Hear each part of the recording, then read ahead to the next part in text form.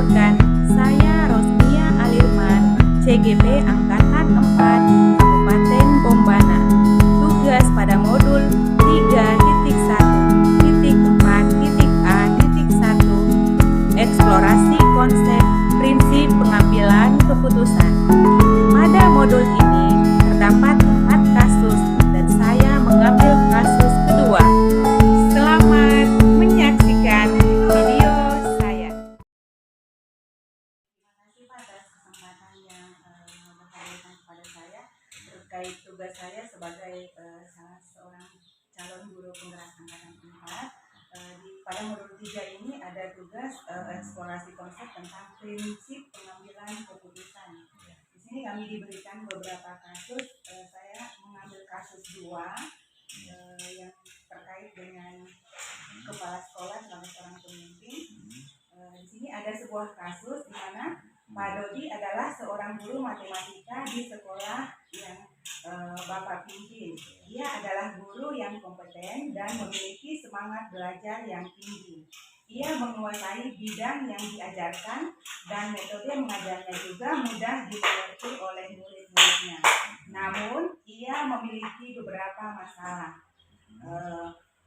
dalam pengendalian emosi dan pengelolaan waktu. Beberapa kali Bapak mendapatkan keluhan baik dari murid-murid maupun orang tua murid bahwa Pak Dodi kerap marah-marah pada murid-muridnya ketika ia kecewa pada sikap atau kinerja mereka. Bapak telah menyampaikan keluhan-keluhan tersebut kepada Pak Dodi dan membimbingnya untuk memperbaikinya. Namun Pak Dodi juga kerap kali terlambat dalam menyelesaikan tanggung jawabnya, seperti membuat PPT, membuat soal ujian, dan juga mengisi nilai rapor siswa. Nah, kejadian terakhir Pak Dodi terbukti memanipulasi laporan keuangan kepanitiaan kegiatan studi tour, di mana ia menjadi bendaharanya. Akhirnya di akhir tahun ajaran, Bapak harus memutuskan untuk tidak memperpanjang kontrak kerja Pak Dodi. Pak Dodi dapat menerima keputusan sekolah. Dia segera mencari pekerjaan baru dengan melamar ke beberapa sekolah. Pak Dodi juga secara personal meminta Bapak untuk memberikan rekomendasi bila ada sekolah yang memintanya. Dan Bapak pun mengiyakan. Pada suatu hari, Bapak mendapat email dari bagian sumber daya manusia SMA Cahaya Hati yang meminta Bapak mengisi lembar rekomendasi mengenai kinerja Pak Dodi sehubungan dengan lamaran Pak Dodi ke sekolah tersebut sebagai koordinator guru matematika. Dan formulir itu ada beberapa pertanyaan tentang pengendalian emosi, pengelolaan waktu, juga tentang integritas. Bapak paham betul bahwa kalau Bapak mengisi dengan sebenar-benarnya, maka Pak Dodi tidak akan mendapatkan pekerjaan tersebut. Padahal sekolah tersebut adalah sekolah yang baik dan posisi yang dituju adalah posisi yang baik. Bapak juga tahu sebagai kepala sekolah, sebagai kepala keluarga, Pak Dodi ini mempunyai 3 orang anak dan istri, di mana anaknya masih kecil-kecil dan istrinya tidak bekerja. Pak Dodi sangat membutuhkan pekerjaan ini. Kira-kira apa yang akan Bapak lakukan dan apakah Bapak akan mengisi forum tersebut dengan apa adanya atau Bapak akan buat sedikit lebih baik dari fakta yang terjadi? Dan apa yang akan menjadi pertimbangan ketika Bapak melakukan hal itu? Ya, baik Ibu Ros selaku calon guru penggerak, dari kasus yang Ibu sampaikan ada 2 pilihan dari situasi yang ada itu, yaitu mengisi form rekomendasi dengan apa adanya dan kemudian membuat sedikit lebih baik. Nah, saya sebelum mengisi form ini tentunya ada tahapan yang dilakukan. Nah, tahapan ini yang perlu kita garis bawahi. Yang pertama tentu saya akan mengkomunikasikannya dengan Pak Dodi. Perihal bahwa ini adalah the second chance buat dia, atau kesempatan kedua buat dia untuk melakukan sesuatu yang lebih baik dari apa yang sudah dia lakukan di sekolah, di mana kasus ini terjadi semisal di sekolah saya. Nah, karena ini kesempatan kedua, maka pada saat mengkomunikasikan itu, saya harus menyampaikan bahwa situasi yang terjadi di sekolah awal itu tidak benar, tidak sesuai dengan apa yang seharusnya. Nah, saya akan membuat atau membantu beliau untuk memberikan laporan yang sedikit lebih baik dari fakta yang terjadi. Artinya bukan membenarkan apa yang dia lakukan, tetapi lebih cenderung memberikan kesempatan kepada dia untuk melakukan yang lebih baik dan tidak mengulangi yang lama. Nah, kata kuncinya di sini adalah sedikit lebih baik, bukan berarti kita kemudian membenarkan semua yang dia katakan, tetapi kemudian memberikan informasi yang aktual, tetapi tidak memberikan tambahan-tambahan informasi yang kemudian membuat Pak Dudi ini tidak bisa diterima. Nah, kan di samping itu ada kompetensi yang dia miliki itu semangat belajarnya tinggi, lalu kemudian dia juga bisa menguasai bidangnya dan sebagainya. Karena saya yakin ini Bu Ros, ini rekomendasi selain ada 3 faktor tadi, ada juga faktor-faktor lain yang akan diisi oleh kepala sekolah di dalam formulir ini selain pengendalian emosi, menolak waktu dan juga aktivitas. Nah, 3 hal inilah yang kemudian kita akan berikan informasi yang sedikit lebih baik dari apa yang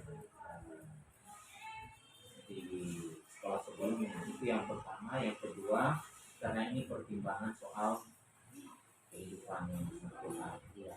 Jadi kalau saya berpikir bahwa kesempatan kedua inilah yang harus digunakan oleh Dodi. Kenapa tidak kita memberikan kesempatan kepada yang bersangkutan? Mungkin saja di sekolah yang baru ini dia akan melakukan perubahan-perubahan dengan situasi yang sudah dialami sebelumnya. Ya itu menurut saya itu.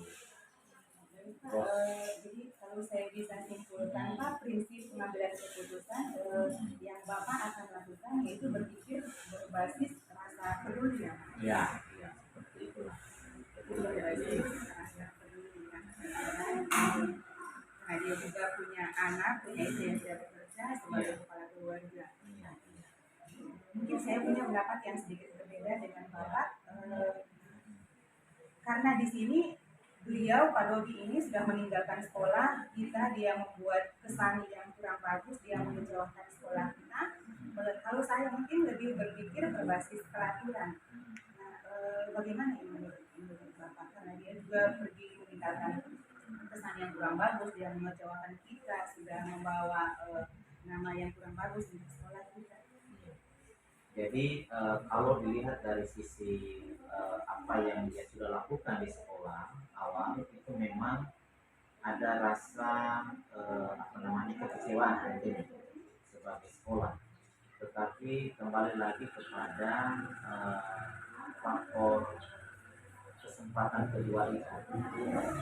Nah, kalau kita melihat bahwa di sekolah awal dia melakukan hal-hal yang di luar ekspektasi kita, di luar aturan itu, maka sanksi dia sudah terima, yaitu kita sudah keluarkan dari sekolah. Ya, itu pertimbangannya. Artinya dengan sanksi yang kita berikan itu adalah pelajaran buat dia. Nah, sehingga di awal saya katakan bahwa sebelum mengisi rekomendasi itu, tahapan yang pertama yang saya lakukan sebagai kepala sekolah adalah memanggil yang bersangkutan dan menyampaikan apa yang seharusnya dan apa fakta yang ada. Jadi kemudian kita tidak serta-merta tidak membangun komunikasi, tetapi lebih cenderung untuk mengingatkan yang bersangkutan. Ya. Artinya kita juga memberikan informasi kepada sekolah yang dituju itu bukan sesuatu yang sifatnya manipulatif. Tidak. Kita tetap memberikan informasi, tetapi dengan catatan-catatan yang kemudian harus menjadi perhatian bagi sekolah yang akan dituju. Misalnya kita menyampaikan bahwa di dalam pengendalian emosi yang bersangkutan perlu untuk didampingi. Lalu pengelolaan waktu perlu ada perhatian khusus. Dan juga tentang integritas untuk tidak diberikan tanggung jawab yang berkenaan dengan apa yang menjadi pelanggarannya. Itu menjadi catatan-catatan kita. Tetapi kita tidak menyampaikan bahwa misalnya pengendalian emosi orang ini kurang, tidak baik dan sebagainya. Itu yang kita harus memberikan penegasan-penegasan kepada informasi di dalam formulir itu. Jadi kalau saya lebih kepada formulasi bahasa yang kemudian menandakan bahwa sekolah yang dia tuju pun harus memberikan titik berat terhadap tidak terpenuhinya gitu.